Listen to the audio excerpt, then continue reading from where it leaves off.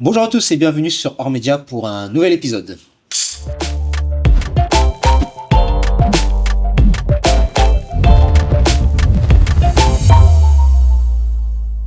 Et aujourd'hui, nous sommes avec Aïcha Bouziane, femme entrepreneur et auteure du livre Dignité, un livre qui parle de résilience et de responsabilité personnelle, de dépassement de soi. Bonjour Aïcha, Bonjour, comment ça va? ça va très bien, je te remercie. Aïcha, alors ton livre, il est disponible sur Amazon depuis fin juillet en 2025. Exactement.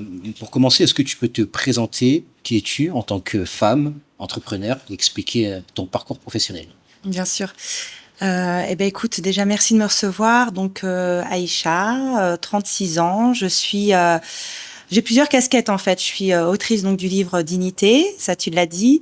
Je suis cadre dans un gros cabinet et je suis aussi la fondatrice d'une académie en ligne, un programme de régulation du système nerveux. Alors, si je me trompe pas, l'académie s'appelle Edelweiss. Je sais pas si je le Exactement. Edelweiss, je sais C'est pas si je ça, le prononce bien. tu as le bel accent. Ah, ça va alors. Alors, est-ce que tu peux nous expliquer c'est quoi? Bien sûr. Alors, moi, je suis diplômée en neurosciences appliquées, spécialisée en intelligence émotionnelle et cognitive. Ok. Edelweiss Academy, c'est un programme donc de régulation du système nerveux. J'ai pas conceptualisé la plasticité cérébrale. Hein. C'est, si tu veux, un programme qui permet de remettre à jour les traumas notamment, et puis de repartir à zéro. Voilà. Alors là, on va rebasculer, parce qu'après, on va revenir sur ton académie, on va rebasculer un instant sur ton ouvrage. Qu'est-ce qui t'a donné envie d'écrire Dignité? Alors moi, je suis une amoureuse des mots hein, depuis toujours. J'ai une grande fibre littéraire. Ce qui m'a donné envie, surtout, d'écrire Dignité, c'est d'envoyer un message sur la posture de non-jugement. Notamment sur les épreuves qu'on peut toutes et tous avoir et qui au final se ressemblent. Donc ce livre-là, c'est vraiment pour envoyer ce message de ne pas juger quiconque avant d'avoir vécu cette même expérience. Et l'ouvrage se compose de 36 récits.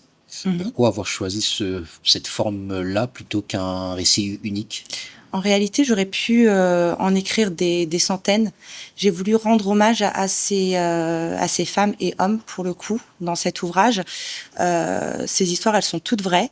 Elles ont été racontées, soit à moi directement, soit par l'intermédiaire d'une amie, d'une voisine, d'une copine. Et si tu veux, c'est des récits très courts, simplement pour donner encore une fois, la visibilité, tu sais, sur ces épreuves de la vie. Et puis le schéma en fait qui est dans ce livre-là, c'est vraiment montrer que peu importe les épreuves, on peut évidemment se relever de tout. Tu parles de posture de non-jugement et de dignité. Mm-hmm. Pourquoi ces notions étaient-elles centrales pour toi? Alors la posture de non-jugement, elle est centrale. Elle est centrale même dans ma vie de tous les jours. On se juge pour tout, pour rien. Une femme qui travaille trop, c'est une mauvaise mère. Si elle a des enfants, évidemment. Une femme qui travaille pas, elle est fainéante. Une femme qui est trop habillée, une femme qui est pas assez. Donc il y a des jugements pour tout. Et finalement, avoir, tu sais, ce regard neutre sur la vie de chacun, ça permet la compréhension. Et même en 2026, tu penses qu'il y a encore ces jugements-là? Bien sûr. Et je pense que c'est un travail collectif. Si effectivement on avance, c'est une réalité, on avance, mais pas assez. Et du coup, donc la dignité et la résilience sont au cœur du livre, notamment celle des femmes. Comment tu définirais ces notions à travers ton regard à toi? Mon regard à moi. Alors écoute, je suis une femme de principe. Pour moi, la dignité, finalement, tu sais, ça passe par les valeurs, par la parole, la loyauté. C'est en tout cas ma boussole de tous les jours. C'est ma vision. Après, évidemment, on peut pas l'imposer à tout le monde, mais en tout cas, je pense et j'espère que ce livre a aidé, puisque par rapport au retour que j'ai pu avoir, effectivement, il y a une notion de oui, c'est vrai. T'as raison. Donc, et c'est pas pour avoir raison finalement. C'est vraiment pour envoyer un message fort. Donc, je pense que effectivement, ce message, il a été transmis en tout cas à ceux qui l'ont lu.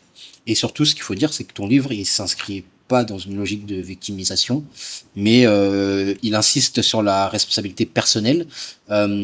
Pourquoi c'était important pour toi de le préciser?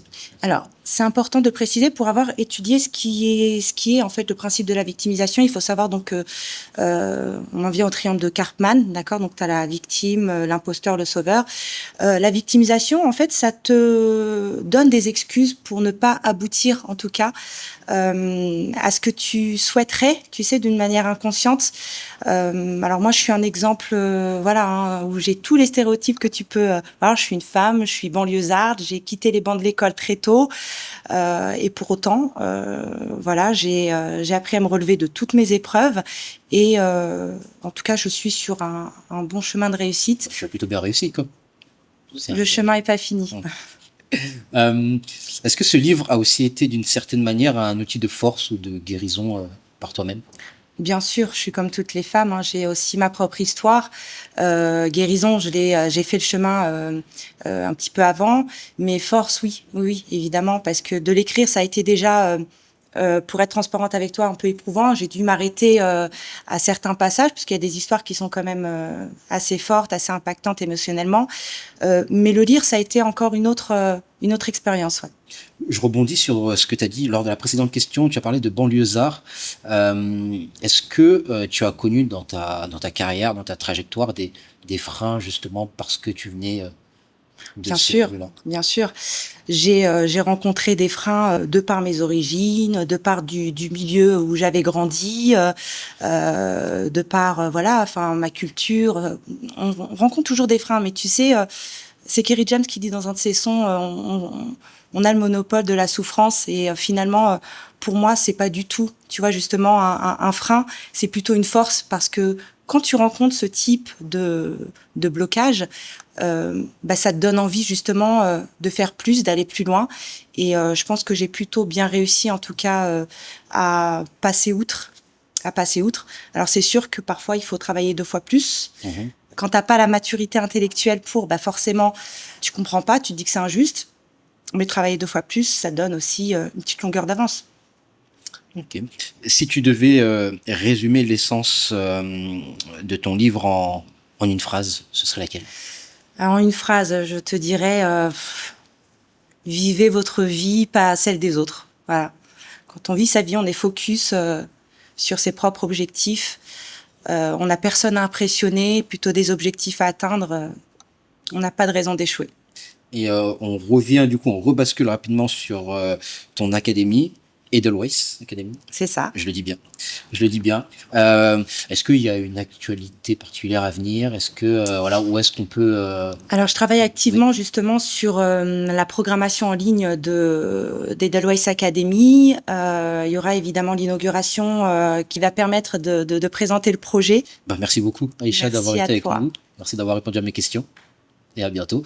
À bientôt. Merci à vous de nous avoir suivis sur Hors Média et à bientôt pour un nouvel épisode.